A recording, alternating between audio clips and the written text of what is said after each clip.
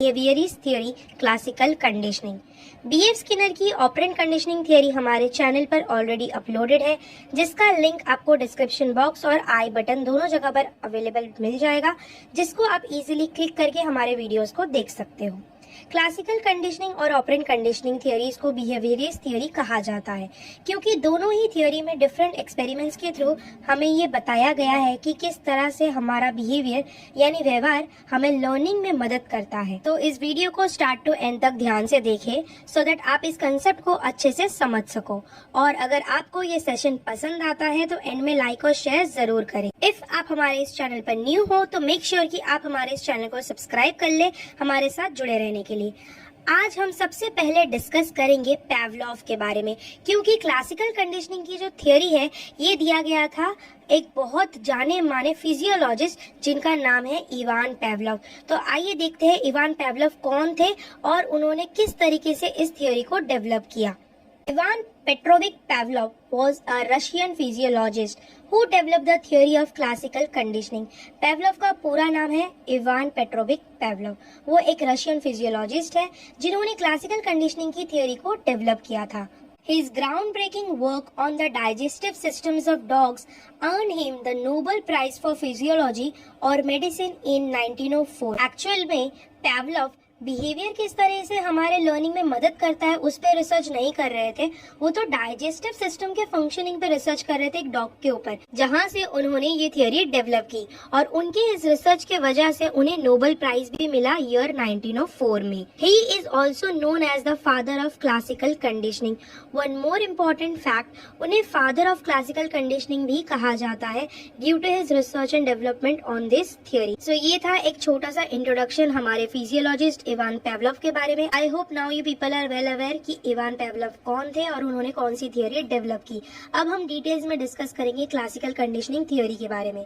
According to Ivan Pavlov's theory, behaviour is learned by repetitive association between the response and the stimulus. Pavlov के according जब हम किसी stimulus या stimuli को देखकर लगातार रिपीटेटिवली रिस्पॉन्ड करते हैं इन सम वे, उसी रिस्पॉन्स की वजह से हमारा जो बिहेवियर है वो डेवलप होने लगता है। हम कोई ना कोई व्यवहार जो है ना उसको अडॉप्ट कर लेते हैं, सीख लेते हैं। But what is stimulus? Stimulus क्या है?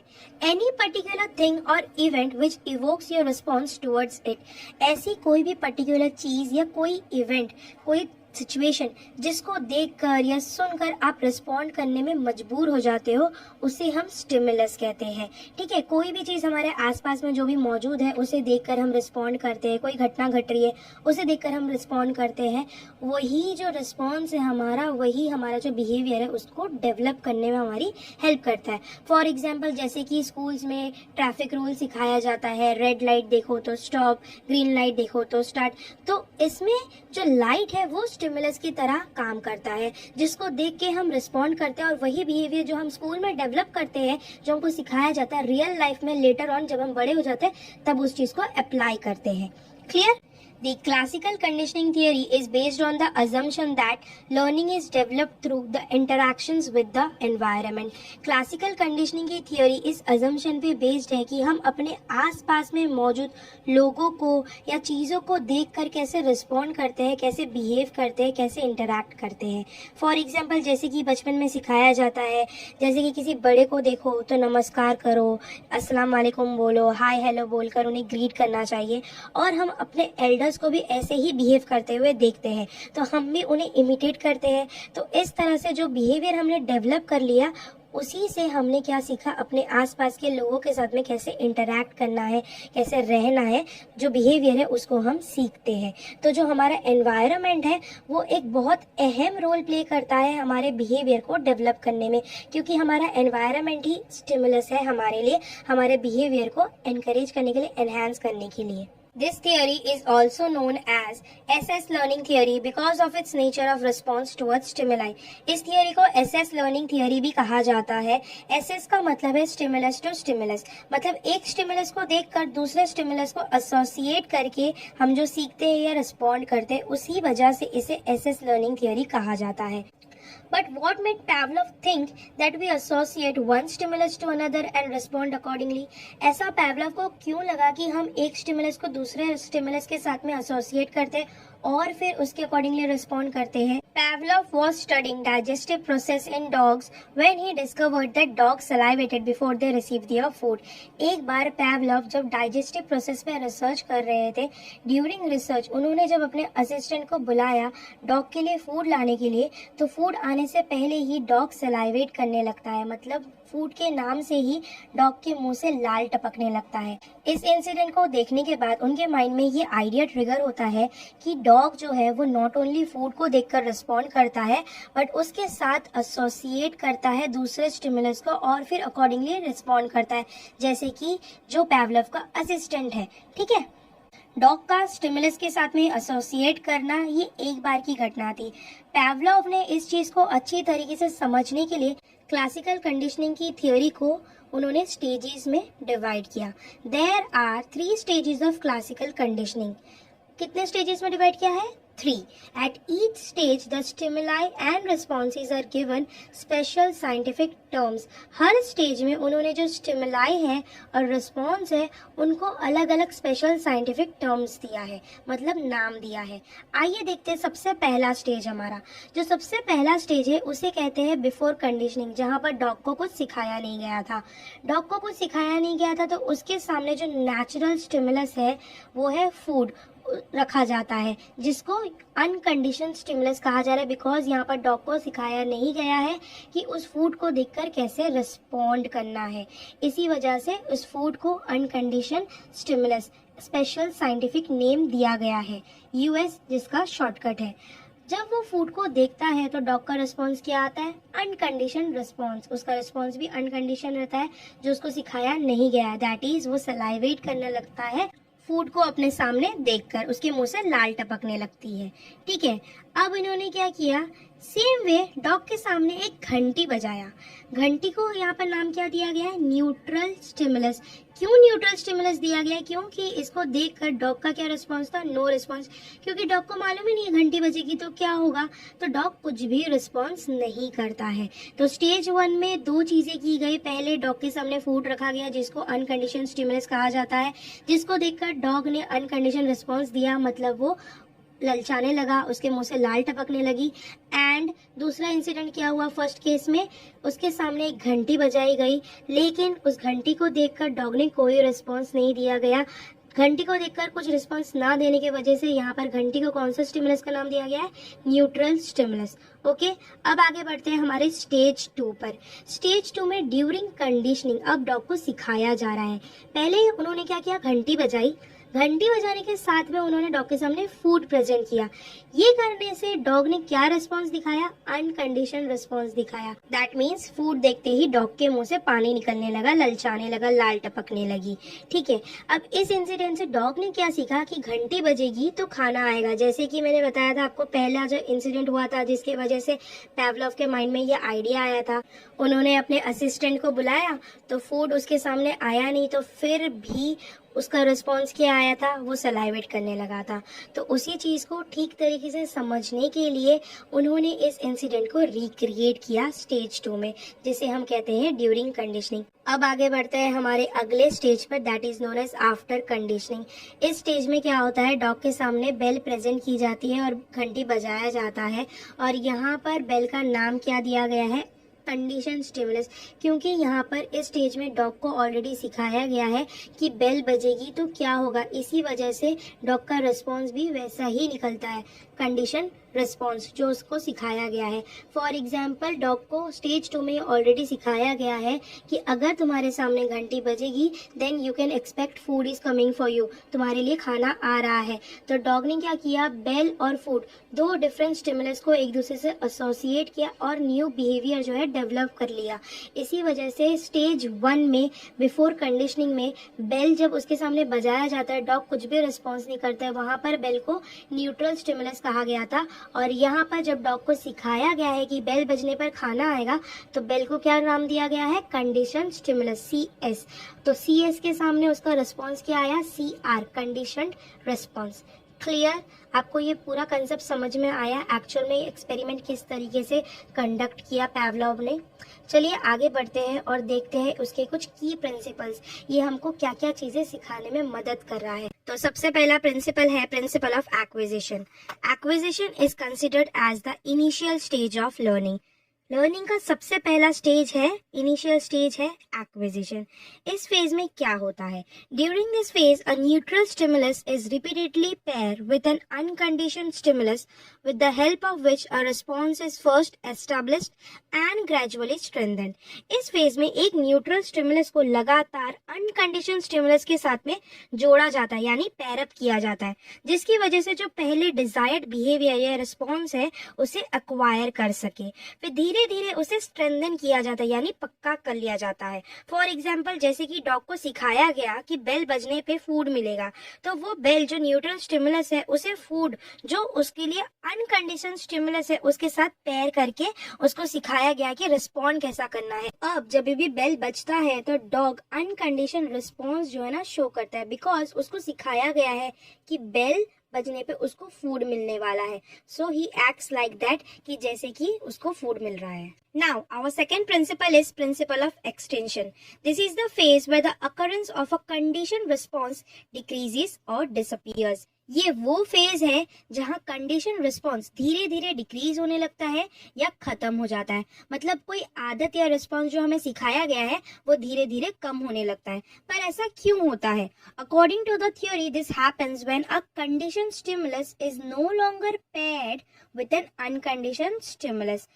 ऐसा इसलिए होता है इस थियोरी के अकॉर्डिंग, जो कंडीशन रिस्पॉन्स डिक्रीज या डिसअपियर होता है तब जब उसके सामने जो अनकंडीशन स्टिमुलस को कंडीशन स्टिमुलस से हमने पेयर किया गया था या एसोसिएट किया गया था, उसको अभी पेयर करना हम बंद कर देते हैं। फॉर एग्जाम्पल, बेल बजने पर हमने डॉग को सिखाया था कि उसको फूड मिलने वाला है, लेकिन अगर हम बेल बजने पर डॉग के सामने फूड को प्रेजेंट नहीं करेंगे तो धीरे धीरे क्या होगा, डॉग जो अनकंडीशन रिस्पॉन्स शो कर रहा था बेल बजने पर वो वैसा रिस्पॉन्स करना बंद कर देगा या उसका जो रिस्पॉन्स है बहुत ही कम हो जाएगा।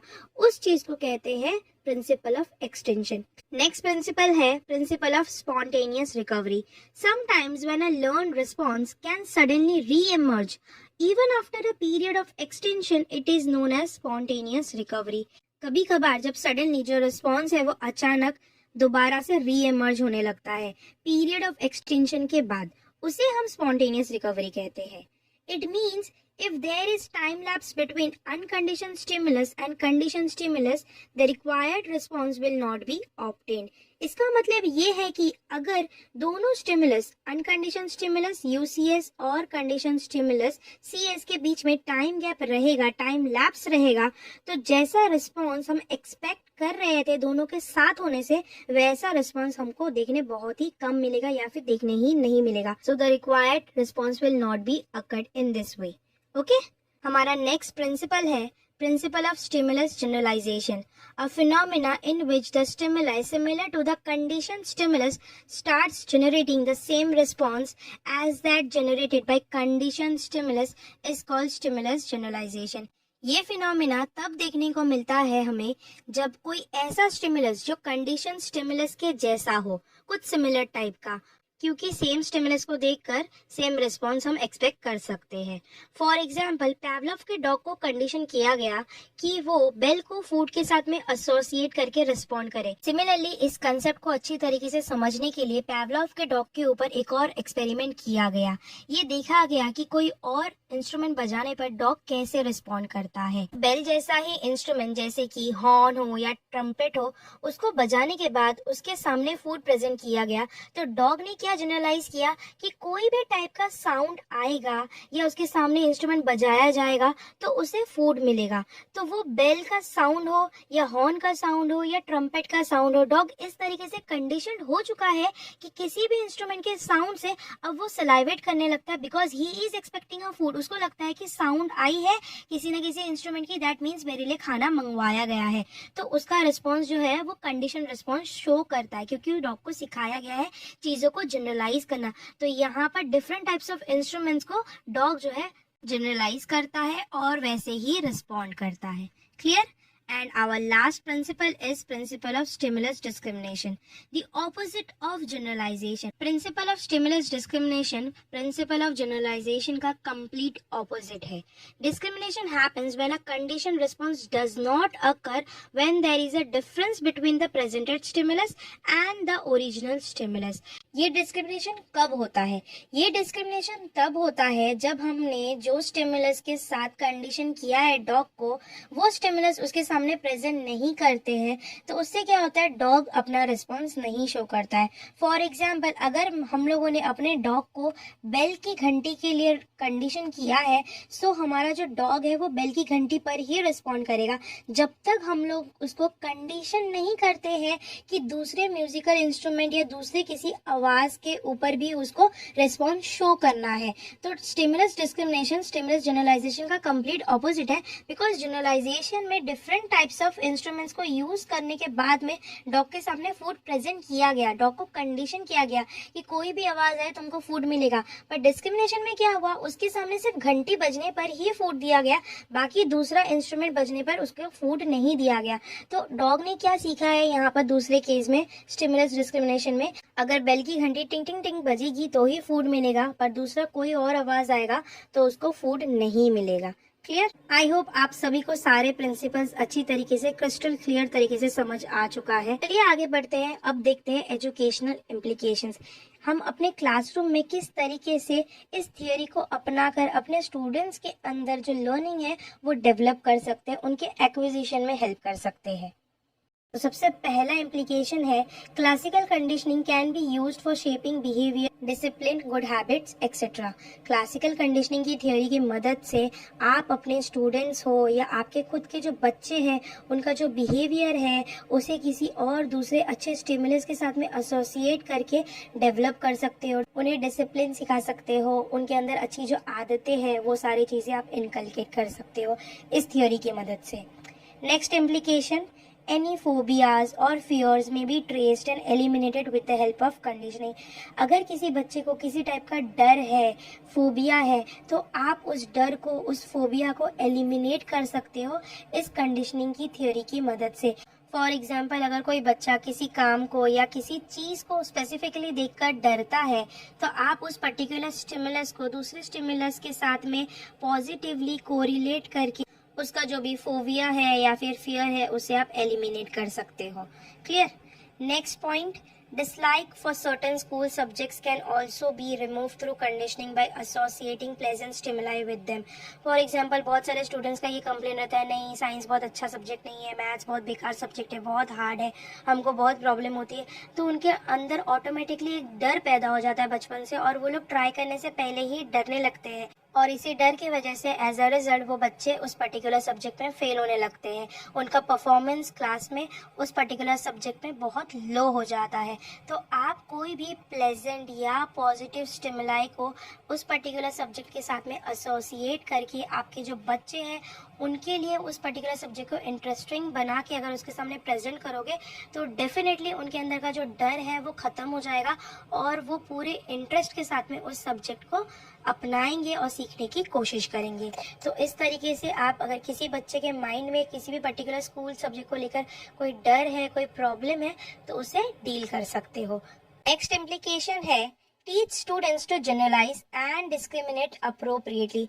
आप अपने स्टूडेंट्स को क्लासिकल कंडीशनिंग थ्योरी की मदद से जनरलाइज करना भी सिखा सकते हो और डिस्क्रिमिनेट करना भी सिखा सकते हो. जहाँ पर बात आती है अपने स्टूडेंट्स को गुड हैबिट्स या डिसिप्लिन सिखाने की, वहाँ पर जनरलाइजेशन और डिस्क्रिमिनेशन दोनों ही एक बहुत इंपॉर्टेंट रोल प्ले करता है. फॉर एग्जाम्पल, क्लासरूम में जब टीचर एंट्री लेती है तो नॉट ओनली सिर्फ अपने क्लास टीचर के लिए स्टूडेंट्स खड़े होकर उनको ग्रीट करते हैं, बल्कि जितने भी सब्जेक्ट टीचर्स आते हैं क्लासरूम में उन सबको भी ग्रीट करते हैं. डिस्क्रिमिनेशन कब आता है? जब हम अपने स्टूडेंट्स को सिखाते हैं या अपने बच्चों को सिखाते हैं कि सिर्फ घर वाले, अगर कोई आपका फैमिली मेंबर है, for example your father, mother, your uncle, grandfather, your aunt, जिसके साथ आपका बच्चा रहता है, तो वही लोग अगर उनको स्कूल से पिकअप करने आएंगे तो ही उनके साथ जाना है. अगर कोई स्ट्रेंजर कभी कभार अपनी फैमिली का नाम लेकर उनको पिकअप करने आए तो उनको उनके साथ नहीं जाना चाहिए. आप ये सारी चीजें अपने बच्चों को सिखा सकते हो इस प्रिंसिपल की मदद से. क्लियर? नेक्स्ट इम्प्लीकेशन है conditioning can also be use for developing positive attitudes towards learning teacher and school. बहुत सारे बच्चे ऐसे होते हैं जो थोड़े से टिमिड होते हैं, थोड़े शाय होते हैं, उनको स्कूल जाने से डर लगता है। कुछ बच्चे स्पेसिफिक टीचर से डरते हैं, बोलते हैं कि अरे ये टीचर बहुत स्ट्रिक्ट है, नहीं नहीं मैं मुझे इस टीचर से डर लगता है, इसके लिए स्कूल नहीं जाना है। या फिर कुछ बच्चों को कोई पर्टिकुलर सब्जेक्ट पसंद नहीं आता है, तो उस सब्जेक्ट से बचने के लिए उनको स्कूल नहीं जाना होता है। तो इन सारी चीज़ों को आप पॉजिटिव चीज़ों के साथ में एसोसिएट करके अपने बच्चे के मन के अंदर से उस डर को हटा सकते हो। फॉर एग्जाम्पल आप देखोगे जो किंडरगार्टन स्कूल है, तब बच्चे बहुत छोटे होते हैं और यूजुअली जब उनको स्कूल छोड़ने आते हैं उनके पेरेंट्स वो रोना धोना करते हैं। तो इसीलिए जो किंडरगार्टन स्कूल है वहाँ पर आप देखोगे बहुत सारे different different types of toys है और चारों तरफ ड्राइंग है। तो क्या किया गया है, वो स्कूल एनवायरनमेंट को ऐसा बनाया गया है, पॉजिटिव टाइप दिखाया गया है कि बच्चों को ऐसा लगे कि वो खेलने आ रहे हैं, वो पढ़ने नहीं आ रहे। बच्चों के मन के अंदर ये फीलिंग डेवलप हो जाती है कि वो एक ऐसी जगह पर आए हैं जहाँ पर उनको बहुत सारी डिफरेंट डिफरेंट टॉयज के साथ में और बहुत सारे फ्रेंड्स के साथ में खेलने को मिलेगा। खेलते हुए सीखेंगे तो बच्चों के मन के अंदर का जो डर है रिगार्डिंग स्कूल, रिगार्डिंग लर्निंग और टीचर, वो सारा खत्म हो जाएगा और बच्चे एंथुजियास्टिकली स्कूल जाना स्टार्ट कर देंगे। तो आप पॉजिटिव चीज़ों को अगर लर्निंग से, टीचर से या स्कूल से जोड़ोगे, एसोसिएट करोगे, तो बच्चों के मन के अंदर आप एक पॉजिटिव भावना तैयार कर पाओगे उनके स्कूल के प्रति, उनके लर्निंग के प्रति और उनके टीचर्स के प्रति। क्लियर? तो यहाँ पर हमारा जो कंसेप्ट का पार्ट है वो टोटली फिनिश होता है। आज का कंसेप्ट यहाँ पर खत्म होता है। अब हम आगे बढ़ेंगे और आपकी अंडरस्टैंडिंग को चेक करने के लिए कुछ एमसीक्यूज को सॉल्व करेंगे। सो इस इवैल्यूएशन से हम अपनी अंडरस्टैंडिंग को भी समझ लेंगे और हमारी एग्जाम की भी तैयारी हो जाएगी। So now let's solve some important MCQs. So our first question for today is the theory of classical conditioning is developed by. Classical conditioning की theory को किसने डेवलप किया? ये बहुत ही आसान सा क्वेश्चन है। हमारे ऑप्शंस है A. B.F. Skinner, B. Ivan Pavlov, C. Thorndike या फिर D. Albert Bandura. यहाँ पर हमारा करेक्ट आंसर है option B, Ivan Pavlov. Ivan Pavlov का कंप्लीट नाम है इवान पेट्रोविच पावलोव, जो कि एक रशियन फिजियोलॉजिस्ट है। क्लियर? एंड ऑपरेंट कंडीशनिंग की जो थियरी है उसको डेवलप की थी किसने? बीएफ स्किनर ने। ऑपरेंट कंडीशनिंग और क्लासिकल कंडीशनिंग दोनों ही बिहेवियरिस्ट थियरी है। क्लियर? आगे बढ़ते हैं हमारे अगले क्वेश्चन की तरफ। In classical conditioning UCS stands for. Classical conditioning की थियरी में यूसीएस शॉर्टकट किस चीज के लिए यूज किया गया है? हमारे ऑप्शंस है A. Unintentional stimulus, B. Unconditioned stimulus, C. Unconnected stimulus या फिर D. None of the above. Stimulus के बारे में हमने कहाँ पर डिस्कस किया था? स्टेजेस ऑफ क्लासिकल कंडीशनिंग, जब मैं आपको एक्सपेरिमेंट समझा रही थी। इस किसी ने भी पूरे ध्यान से एक्सपेरिमेंट को समझा होगा वो इजीली इस क्वेश्चन को आंसर कर पाएगा। तो यहाँ पर हमारा करेक्ट आंसर है option B, unconditioned stimulus. Clear? आगे बढ़ते हैं हमारे क्वेश्चन नंबर 3 की तरफ। क्वेश्चन नंबर 3 में हमको पूछा गया है which term is given to the finding that a response is reduced if it is no longer strengthened. अगर हमारा रिस्पॉन्स किसी पर्टिकुलर चीज की तरफ या किसी पर्टिकुलर इवेंट की तरफ धीरे धीरे कम होने लगता है या खत्म हो जाता है, अगर उसे स्ट्रेंथन नहीं किया गया है, तो इस फाइंडिंग को कौन सा टर्म दिया गया है? हमारे ऑप्शंस देख लेते हैं। ऑप्शन ए, स्टिमुलस डिस्क्रिमिनेशन, जहां पर हम स्टिमुलस को डिस्क्रिमिनेट करते हैं। B, extension. C, stimulus generalization, जहां पर आप डिफरेंट टाइप ऑफ स्टिमुलस को जनरलाइज करते एक जैसा ही समझते हैं। या फिर डी, स्पॉन्टेनियस रिकवरी। जब मैंने आपको प्रिंसिपल्स ऑफ क्लासिकल कंडीशनिंग समझाया था उस वक्त हमने इस केस के बारे में डिस्कस किया था, जरा याद कीजिए। यहाँ पर हमारा करेक्ट आंसर है option B, because principle of extension में हमने इस बारे में डिस्कस किया था कि अगर हम लोग जो पर्टिकुलर स्टिमुलस सामने प्रेजेंट कर रहे हैं उसके साथ में जो पॉजिटिव चीजें हैं, जो अनकंडीशन स्टिमुलस है, उसको प्रेजेंट नहीं करेंगे, एसोसिएट नहीं करेंगे, तो धीरे धीरे क्या होगा, जो रिस्पॉन्स हमने एक्वायर किया है वो कम होने लगेगा या फिर वो खत्म हो जाएगा टोटली। क्लियर? आगे बढ़ते हैं हमारे आज के लास्ट क्वेश्चन की तरफ। हमारा क्वेश्चन नंबर 4 है according to the principle of stimulus discrimination. Principle of stimulus discrimination के अकॉर्डिंगली कौन सा स्टेटमेंट आपके सामने जो अवेलेबल है ऑप्शंस में करेक्ट है? A, a person shows similar response towards the different stimulus, मतलब एक व्यक्ति सिमिलरली ही रिस्पॉन्ड करता है अलग अलग स्टिमुलस को देखकर। B, a person shows no response towards the different stimulus. एक पर्सन अलग स्टिमुलस को देखकर कोई भी रिस्पॉन्स नहीं दिखाता है. C, a person learns to show response towards the uncondition stimulus. एक व्यक्ति अनकंडीशन स्टिमुलस को देखकर किस तरीके से रिस्पॉन्ड करना है वो सीखता है. या फिर D, none of the above. इनमें से कोई भी स्टेटमेंट स्टिमुलस डिस्क्रिमिनेशन को डिफाइन नहीं करता है. What you think? Stimulus discrimination में मैंने आपको क्या समझाया था कि डिफरेंट स्टिमुलस को देखकर कोई रिस्पॉन्स ना दिखाना. तो यहाँ पर ये चीज़ कहाँ पर, कौन से स्टेटमेंट में कहा गया है?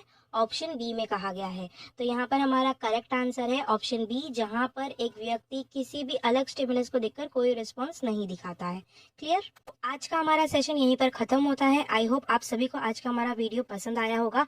अगर आप सभी को आज का हमारा वीडियो पसंद आया है तो इस वीडियो को लाइक कीजिए, अपने दोस्तों के साथ में शेयर करें. अगर आप हमारे इस चैनल पर न्यू हो तो मेक श्योर कि आप हमारे इस चैनल को जल्दी से जाकर पहले सब्सक्राइब कर लें. सब्सक्रिप्शन के बाद में बेल आइकन को जरूर टैप करना, सो दैट आने वाले इंटरेस्टिंग वीडियोस के नोटिफिकेशन आपको लगातार मिलते रहे. Thanks a lot for watching. मिलेंगे बहुत ही जल्द हमारे अगले वीडियो में.